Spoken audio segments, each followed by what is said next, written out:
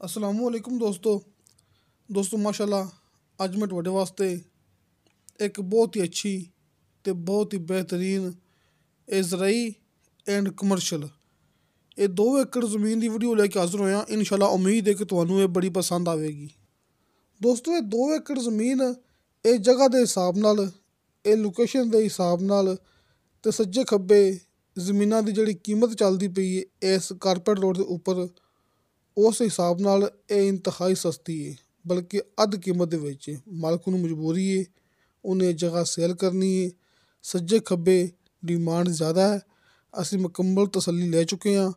तुसीं भरा भी मौके ते आके मुकम्मल तसल्ली ले सकदे जे कि सज्जे खब्बे इंदे दाएं बाएं कीमत ज़्यादा है, लेकिन ये ज़मीन की कीमत अद्ध है कि उस तो आपां नूं अद्धी कीमत विच मिलेगी।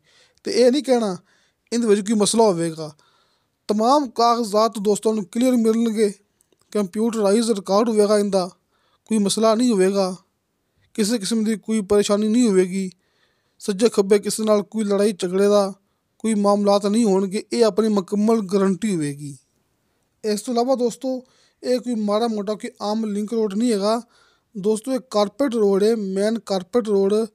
सज्जे खब्बे इंदे कलोनियां हैगियां ने। वेखो आपां दिखा रहे हैं भरावां नूं ये सोसाइटी अपनी 2 एकड़ ज़मीन तो सिर्फ 1 किलोमीटर सफ़र ते उस कारपेट रोड के उपर ये सामने इस साइड ते अपनी ज़मीन है ते इस साइड ते आरफ वाला सहीवाल मेन रोड ते दूसरी साइड ते पाकपतन शहर। दोस्तों 2 एकड़ ज़मीन जिहड़ी कलोनी हैगी है, ये सोसाइटी हैगी है, इंदे इंतहाई करीब है, सिर्फ 1 किलोमीटर दूर हैगी है। ते साहीवाल ते आरफ वाला मेन रोड अपनी ज़मीन तो हैगा सिर्फ 1.5 किलोमीटर सफ़र ते।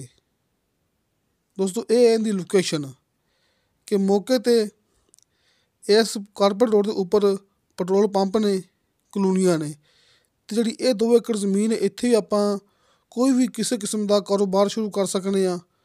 कलोनी सोसाइटी इत्थे आपां कट के प्लाट सेल कर सकने हाँ, टाउन बना सकने हाँ, कोई भी इत्थे अपना कारोबार कर सकने हाँ। ते कीमत इंदी इंतहाई मुनासिब। एक साइड ते साहीवाल आरफ वाला मेन रोड ते दूसरी साइड ते साहीवाल पाकपतन मेन रोड। जिहड़ा हैगा आरफ वाला साहीवाल मेन रोड वो सिर्फ हैगा इस 2 एकड़ ज़मीन तो 1.5 किलोमीटर सफ़र ते। जिहड़ी कलोनी आपां भरावां नूं विखा चुके हाँ, दोबारा फिर दिखा देंगे, वो हैगी इस ज़मीन तो सिर्फ 1 किलोमीटर सफ़र ते। इस तो इलावा दोस्तों नाल नाल मैं भरावां नूं ये भी दस देना कि इस 2 एकड़ ज़मीन का 1.5 एकड़ का फ्रंट है इस कारपेट रोड के उपर। दोस्तों इस कारपेट रोड के उपर इंदा 1.5 एकड़ का फ्रंट है। सिर्फ एक दवाड़ा ज़मीन पिछे बैक पई हुई है, बाकी 1.5 एकड़ ज़मीन आपां नूं इस कारपेट रोड के उपर बनेगी जिथे आपां खड़े हैं इस टाइम। ये सरसों की फसल तुहाडे भरावां दे सामने, ये कारपेट रोड ये तुहाडे भरावां दे सामने। इत्थे इंदा 1.5 एकड़ का फ्रंट है, सिर्फ एक दवाड़ा बैक है।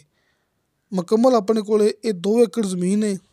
दोस्तों मुकम्मल ज़मीन की डिमांड की मालक ने, दवाड़े की नहीं, एकड़ की नहीं, मुकम्मल 2 एकड़ ज़मीन की डिमांड की है मालक ने 85 लाख रुपया।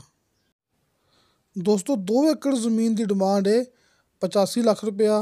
थोड़ी बहुती कमी पेशी प्यार मुहब्बत हो जाएगी, क्योंकि आपां भरावां नाल गल करनी बिल्कुल क्लीयर।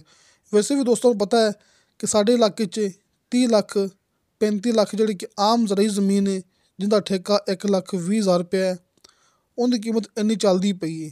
लिहाजा जिहड़ी ये ज़मीन है ये कमर्शियल है, सोसाइटी वास्ते बहुत ही बेहतरीन अपने कोल एक खास मौका है। दोस्तों क्योंकि इत्थे आस पास सज्जे खब्बे पेट्रोल पंप ने, कलोनियां ने, ते ये जगह भी माशाल्लाह कलोनी वास्ते बड़ी बेहतरीन है। दोस्तों अपना WhatsApp number and call number भरावां नूं सामने स्क्रीन ते मिल गया होवेगा। ये भाई शफकत साहब दोस्तों नूं पता है कि अपने नाल काम करते हैं, अपना ऑफिस है, अपना दफ्तर है, आरफ वाला शहर, कुमारा वाला चौक। तुसीं किसी भी टाइम अपने कोल आ सकदे जे ते किसी भी ज़मीन के बारे च गलबात कर सकदे जे। मौके ते आपां तुहानूं भरावां नूं ज़मीन का जिहड़ा कि विजिट करावांगे। इस तो इलावा अपने कॉल एंड WhatsApp नंबर लगे होंदे ने हर मूवी की डिस्क्रिप्शन दे विच। ਤੁਸੀਂ ਆਪਣੇ ਨਾਲ ਰਾਬਤਾ ਕਰ ਸਕਦੇ ਜੀ। ਬਾਕੀ ਦੋਸਤੋ ਜਿਹੜੀ ਆਪਾਂ ਗੱਲ ਕਰਾਂਗੇ ਉਹ ਬਿਲਕੁਲ ਕਲੀਅਰ ਹੋਵੇਗੀ, ਉਹਦੇ ਵਿੱਚ ਝੂਠ ਨਹੀਂ ਹੋਵੇਗਾ। ਇਹ ਵੀ ਆਪਣੀ ਗਰੰਟੀ ਹੁੰਦੀ ਹੈ ਕਿ ਆਪਾਂ ਅੱਲਾ ਦਾ ਸ਼ੁਕਰ ਹੈ ਕਿ ਜ਼ਮੀਨਾਂ ਸੇਲ ਕਰਵਾਉਂਦੇ ਪਏ ਹਾਂ। ਇਹ ਨਹੀਂ ਕਿ ਸਿਰਫ ਮੂਵੀ YouTube 'ਤੇ ਚਲਾਉਂਦੇ ਪਏ ਹਾਂ।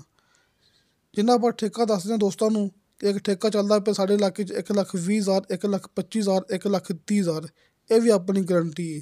ਬਲਕਿ ਮੈਂ ਭਰਾਵਾਂ ਨੂੰ ਦੱਸਿਆ ਸੀ ਪਿਛਲੀ ਮੂਵੀ ਦੇ ਅੰਦਰ ਕਿ ਆਪਣੇ ਕੋਲੇ 2 ਦੋਸਤ ਆਏ ਸਨ ਸਿਆਲਕੋਟ 'ਚੋਂ, ਸਿਰਫ ਸਾਨੂੰ ਝੂਠਾ ਸਾਬਤ ਕਰਨ ਵਾਸਤੇ। ਲੇਕਿਨ ਅੱਲਾ ਦਾ ਸ਼ੁਕਰ ਹੈ ਕਿ ਜਿਹੜੀ ਜ਼ਮੀਨ ਦੀ ਕੀਮਤ ਠੇਕਾ ਅਸੀਂ ਦੱਸਿਆ ਸੀ 1,20,000 ਰੁਪਇਆ, ਅਤੇ ਉਹਦਾ ਠੇਕਾ ਨਿਕਲਿਆ 1,30,000 ਰੁਪਇਆ।